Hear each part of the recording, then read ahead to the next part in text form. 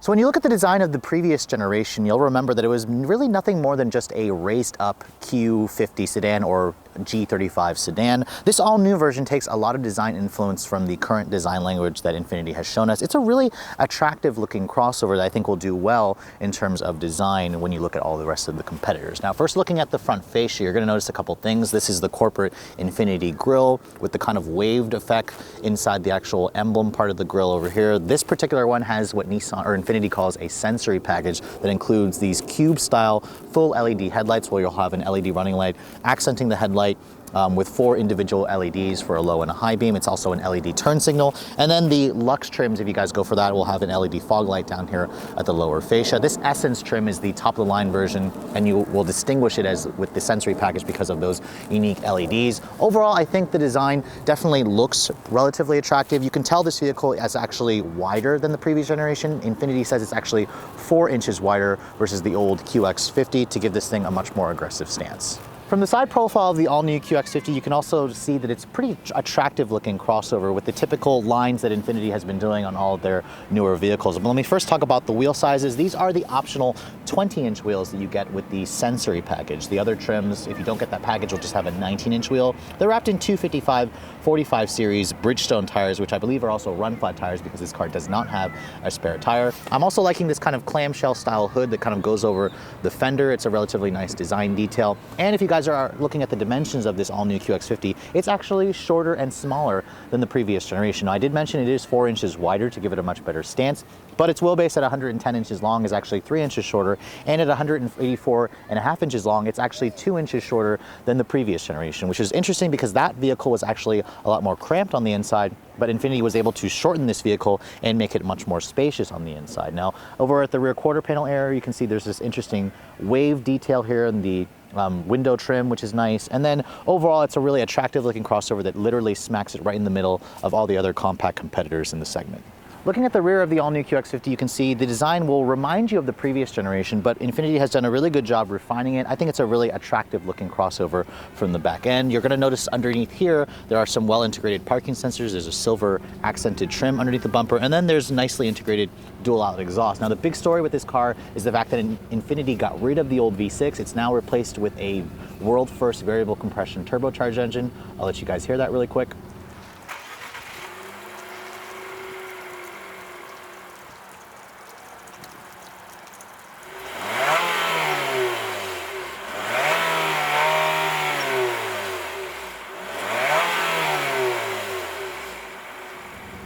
as you guys heard, the engine makes typical 4-cylinder noises, so a lot of you are going to miss that V6, myself included. Now, let's talk a little bit about the cargo area capacity, because the previous generation was lacking in that department because it was a rear drive architecture. Now that this has been moved to a front wheel drive architecture, Infiniti claims this is the largest cargo area in this segment. It's been roughly doubled versus the previous generation. You're looking at 31.5 cubic feet of space. That's actually larger than the new Acura RDX if you don't include the underfloor storage. Infiniti actually does give you its own little underfloor storage in here, although it's not quite as large as the Acura's. There's no spare tire underneath here. And then if you fold down the rear seats, which Infiniti gives you a little lever here you can pull, it'll actually expand it to around 65 cubic feet of space, which is again one of the largest cargo areas in the class. So the outside of the all-new QX50 definitely has the right look, but let's hop into the interior and see all the changes Infiniti has made for this second generation. Let's first take a look at the key fob. It's the same old Infiniti Nissan key fob that they are really overdue for a change. The key itself definitely is nice and small, feels good. You do get remote start included with this particular one. If to activate it, just hit the lock button once, push and hold this button at the top of the remote, and then the vehicle will start right up for you, which is great on these chilly winter mornings. To shut the vehicle off, just push and hold the top button again, and that will unlock or shut the engine off for you. Now, as you approach the door handle of the QX50, you're going to notice there is a button here on the outside of the chrome accented door handles. If you touch that button, that does lock the door for you. If you want to unlock it, Infiniti does a sensor on the back. There's also a nice little LED light at the back of the handle when you are approaching your vehicle at night. Now, as you can see, looking at the interior of my particular tester, it has the $7,500 sensory package that includes a lot of upgrades on the interior. These upgraded leather seats are heated and cooled with some nice contrasting stitching with some interesting piping. They're like a 12-way adjustment with a 2-person memory.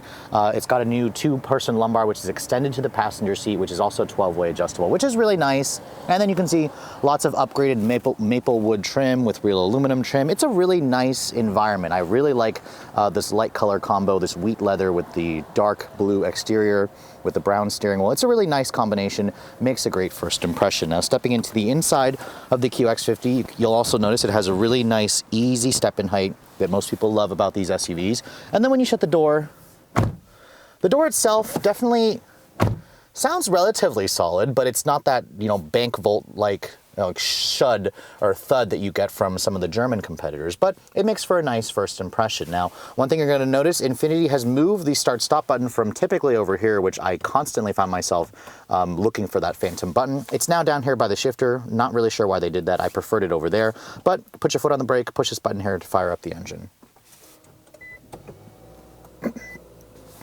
Now you can see the gauges do a nice sweep. That sensory package includes a power tilt telescoping steering wheel, which you guys saw also is very nice to add. At night, the interior has an LED light strip that lights up underneath the ribbon of wood that's kind of accented throughout the cabin. It looks nice, although it doesn't allow you to change the color of the interior lighting, where you can kind of just dim it, make it brighter or make it dimmer if you'd like. The gauges, as you can see here, the typical Infiniti gauges with a 7-inch helper screen in the center.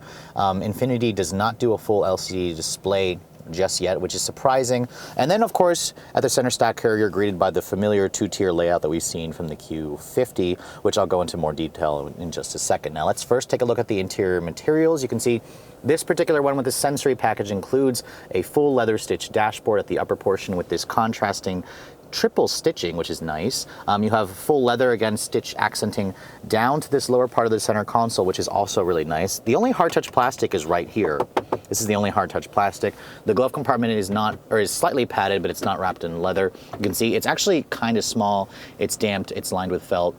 Just wish the glove compartment was a little bit on the larger end. Over here at the door panels, you can see that same stitching kind of extends. You have the maple wood accents, which is part of that sensory package, although it does annoy me a little bit how this color of the wood and this color of the wood is slightly different. The tone's slightly different. OCD people are going to notice that. The door handles here are aluminum, which are really nice, a really nice finish. The window switches, you can see, are trimmed in metal. The typical Infiniti Nissan switchgear does feel nice. You can see One Touch Express up down is included on all four. The sensory package also includes the 16-speaker Performance Series Bose audio system, which sounds pretty good. Not sure if it sounds better than the upgraded audio system you get in the new RDX or the premium systems you get in the German brands, but it's nice that Infiniti is pretty competitive there. You have leather padding right here on the armrest, a nice little storage area here where you could put your phone. It's only hard touch plastic down here. with more storage, which is nice. The headlight controls have been moved from at the end of the stock over here to over here. You can see a very traditional look there. You can adjust the driver assistance tech here, the head-up display where you can turn it on and off. You can see the head-up display is included as part of that driver assistance pro package or pro assist package.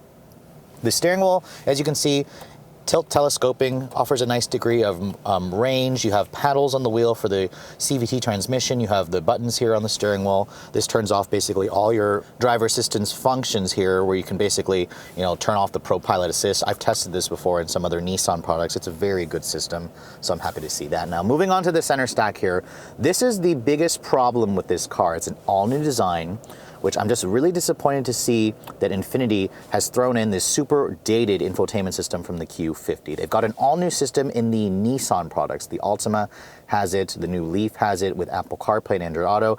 Don't expect to find that here. It is not included in this vehicle. You can see the top screen. You can either adjust the screen here, which you can use this little rotary controller, or you can go to the touch screen here if you'd like. You can basically put it on the full map display, or you can change it to other views. You can see the map graphics. They are super 2005 or early 2000s. They're just so old, really crunchy graphics, really difficult to understand. There's a time where this looked good, 10, 15 years ago, but really it's time for Infiniti to get rid of this. They have a new system in the Nissan products. It's kind of like how Acura was getting shafted and Honda was getting the new infotainment system. It's the same problem with Infiniti. Infiniti tells me that they are working on an all-new system, but until then, you have to deal with this old, crappy infotainment system with the two screens. Now down here, the screen actually does look a little bit better. This basically controls your audio information. You can go to your menu sources here where you can access your different apps. You can adjust the drive mode selector and whatnot. And then you can rearrange these apps, kind of similar to a lot of other systems. You can see here pushing the climate. That's how you access the heated seat control. Heated steering wheel control, and then adjust the climate control. And then audio is what I typically had the function on here. Sirius XM, you have Bluetooth streaming audio, you have iPod, you still have a CD player. Again, and then Infiniti also gives you a lot of hard buttons here, which is nice. You just push the auto button here. That'll adjust the climate control. You have heated and cooled seats, which is nice. It's only part of that sensory package. A nice volume knob here, but no tuning knob. And then you have some piano black plastic trim kind of accenting this. When you put the vehicle into reverse, Infiniti does give you a 360 camera that is included as part of this Essence trim. The top of the line trim. It gives you a top-down 360. It has the moving object detection, which is the rear cross-traffic braking and all that stuff. The graphics, they're pretty much the same as what you get in some Nissan products, so nothing really great there, but it is nice that Infiniti does give you that 360 camera and whatnot for those of you who want it. Down here you can see there's a nice lid here that'll cover up this little area here that houses the cup holders. You have two USB ports. You have a 12-volt here. No wireless charging pad, though. I was surprised to not see that here. This right here is controlling only the top screen from this knob here, or you can just use the touch screen. You can see you can basically access the camera system if you'd like without having to put the vehicle in reverse.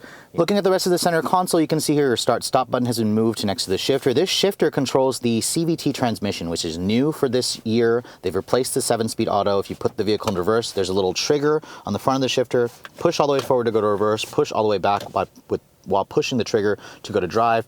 Push P here to go to park. This here controls your drive mode selector. You can see you can cycle between standard, eco, and then there's also a personalized setting, which is great.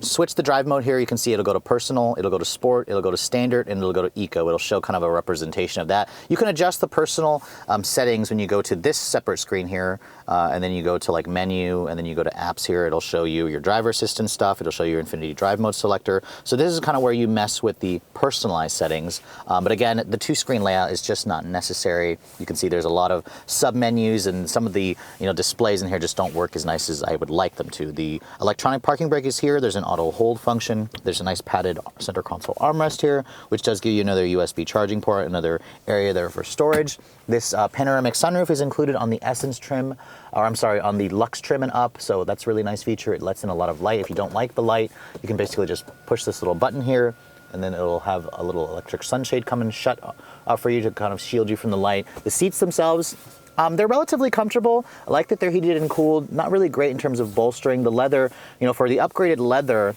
it doesn't feel as soft and supple as I would like it to. This is the only trim where you can get real leather. All the other trims will just have the faux leather, the leatherette. So that's definitely interesting. But overall, this cabin is nice, but the huge letdown is that awful infotainment system. the somewhat dated graphics in the instrument panel. And then the seats themselves, they could be a little bit softer, but other than that, Infiniti has thrown in a lot of good features, and it does look a lot more, premium versus the previous generations and some of the competitors. Now, another area where Infiniti really improved this new generation is the back seat. The old one was pretty pitiful. Because again, it was basically just a raised up G sedan turned into a wagon. This one has been significantly improved because of the new architecture. Now, getting back here, you're gonna notice a couple things. The legroom has been improved by about 3 inches. Infiniti says that you're getting around 37 inches of legroom back here, which is pretty good. The seats themselves also have a recline function where you can recline them forward and back. You can also slide them forward and back as well, which is a 1-up versus the new Acura RDX, which Acura does not allow you to adjust the rear seats. You can see there's a nice armrest here that folds down. And in terms of features, this one having the sensory package has a couple things. There's a suede Alcantara headliner, a really nice panoramic sunroof, which is actually standard on the Lux trims it up. You do have these manual rear window sunshades, which are included part of the sensory package. You have rear seat vents, you have a relatively flat floor here, and then you have a USB, and then your own set of climate controls back here. Now you also have 2 mat pockets, and then all that really nice stitching kind of extends to the rear with more of that wood. And overall, it's a pretty nice place to spend time. So under the hood of the all-new QX50, the one thing you're gonna probably miss the most is that old VQ V6 engine, which sounded great, had a really high redline. Unfortunately, it wasn't very fuel efficient. So to remedy that, Infiniti has replaced it with the world's first variable compression turbocharged 4-cylinder engine. Now it's a 2-liter direct injected 4-cylinder, which has the ability to adjust the compression ratio from 8:1 to 14:1. As you guys know, a higher compression ratio means you get better fuel economy. A lower compression ratio means you have more power. So Infiniti gives you the best of both worlds with the ability to do that. And the numbers are rather impressive for a 4-cylinder turbo, 268 horsepower and 280 foot-pounds of torque. Now, compared to the old V6, it's down a pretty substantial, like 58 ponies versus the old V6, but you do have a little bit more torque, and it's realized at a much lower RPM. Now, this vehicle is now based off of a front-wheel drive architecture. You're gonna notice the engine is sitting side saddle here. It's a transverse-mounted engine. My tester is actually front-wheel drive, which kind of annoys me. You can get all-wheel drive for $1,800 if you guys wanna do that. Now, the whole point of adding this 4-cylinder turbo is fuel economy. The old V6 was rated at like 1724. This is now rated at 24 in the city and 31 on the highway. Please make sure you put premium gas in it. If you guys get all-wheel drive, it drops just by 1 mpg on the highway. So very significant improvement in the fuel economy. Another contributing factor to the fact that that 7-speed automatic is now gone. It's been replaced by a CVT transmission, which I know a lot of you enthusiasts are probably very annoyed by that, but we'll go into the test drive. We'll test that. If you guys get the optional tow package on this car for like $900, it will be rated to tow up to 3,000 pounds. As this one sits, it weighs around 4,000 pounds. So let's get out on the road and see how it all performs, shall we? So I was actually in college when the original Infiniti EX35 came out, and back then it was literally just a raised up Infiniti G sedan. This new QX50 has gotten rid of that V6 with a turbo 4-cylinder and CVT. And the result is basically what you expect from a lot of modern crossovers, small crossovers today. It has a lot of mid-range torque. I actually have sampled this engine already in the new Altima, which is interesting because I drove it before this QX50. Now, this particular one, being the front-wheel drive model, is a little bit lighter. And I want to say it feels a little bit speedier probably than the all-wheel drive model because it's a little bit less heavy. However, what I am noticing from a stop, which I'll show you guys in acceleration later, there is a little bit of wheel spin and torque steer that you'll notice. So I would probably recommend the all-wheel drive system. Now, that old V6 was the VQ37HR motor, 325 horsepower. This one is down significantly in horsepower, but has a little bit more torque at a lower RPM versus the old V6, which is definitely nice for these crossovers in the kind of environment they're going to encounter out on the roads that you typically push them on. Now, out on the highway here at 65 miles an hour, it is relatively nice in here. It's got a smooth, comfortable ride. It's got a relatively quiet interior, although I do hear a little bit of wind noise coming in through some of the lower pillar here on the dashboard. But in terms of responsiveness, the CVT feels okay in this condition. The one thing I did notice at lower speeds or when you're in traffic, the CVT has a tendency to be a little bit lurchy and a little bit laggy. It's a little bit disappointing because Nissan Infiniti has been doing CVTs for so long, and it really holds back this powertrain. Now, speaking of which, this turbocharged engine is the world's first variable compression turbo engine. As I mentioned earlier, it can adjust the compression ratio from like 8:1 to 14:1. on, the lower the compression ratio, the better it is for performance. Now, I'm gonna switch it over to this little mode here that shows the variable compression turbo. Whenever you put your foot down, it basically will show the boost, and it also will change the compression ratio going from eco to power. It's kind of a gimmick. You don't really notice the transition. What you do feel is a little bit of lag off the line, but it's mostly the CVT, I want to say. I would really love to try this powertrain out in a conventional automatic or with a manual transmission, which will probably never happen.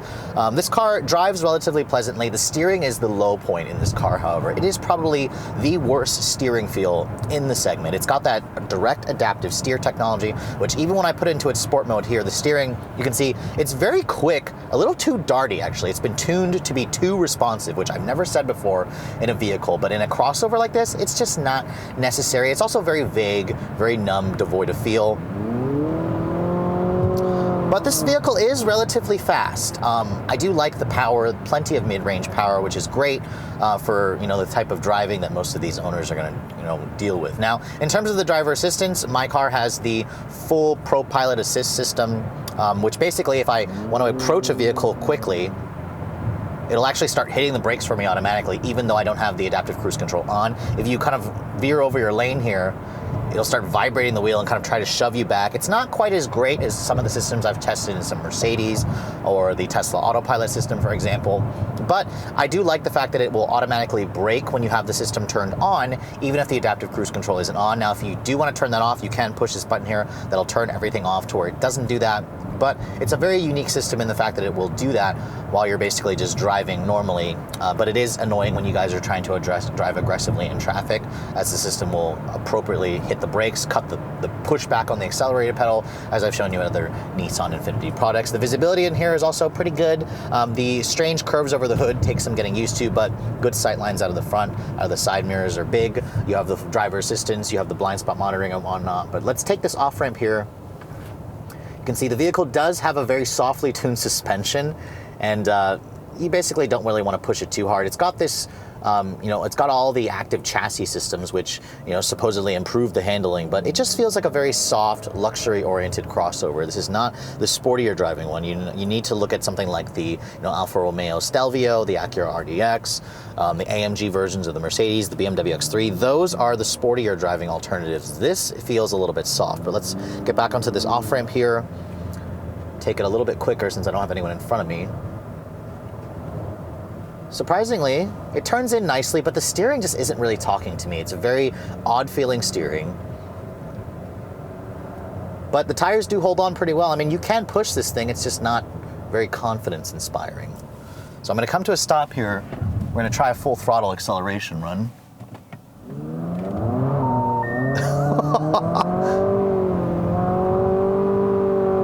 There's the CVT kind of behaving like a CVT. It's just not very pleasant sounding, but it does do fake shifts. And that beep you heard when whenever the tires spin in this car, which it happens all the time when it's a front wheel drive model like this, the adaptive cruise control, all the Pro Pilot Assist systems shut itself off because it'll tell you poor road conditions and it'll just beep annoyingly, which is very annoying. It does that every time you have wheel spin. To reactivate it, just turn it off, then turn it back on again. That turns the system on and whatnot. But as you saw, 0 to 60 times, I've seen it in around 6.7 seconds, which is a little bit slower, I want to say, than the old EX35 with that V6 engine. But what you do get is, plenty of mid-range power. It doesn't sound particularly good, so I do miss that VQ, VR or V6 engine, which just sounded better. This, however, does get much better gas mileage. Now, in my week's worth of testing, I've only been averaging around 22 miles per gallon, driving like a jerk. On the highway, I pushed it to around 28 miles to the gallon. That is below the 2431 mpg that this is rated at, but I imagine those of you who have a little bit more of a conservative right foot should get better gas miles than what I was able to get.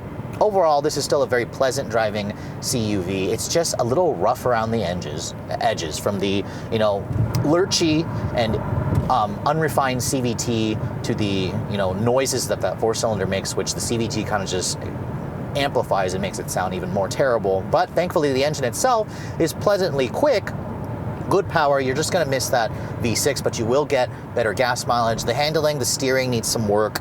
It's still that direct adaptive steer technology, which I don't like, which you guys can not get if you guys get a lower trim version of this car, but then you're not getting all the full driver assistance features that this vehicle does offer, so that's kind of, you know, a give and take over there. The seats are comfortable, it's relatively quiet in here. Still a pleasantly driving crossover, as I said multiple times, but I just feel for the money, there are better choices out there until Infiniti improves the infotainment system, addresses the steering, addresses the transmission, and they could easily do that with a mid-cycle refresh of this car.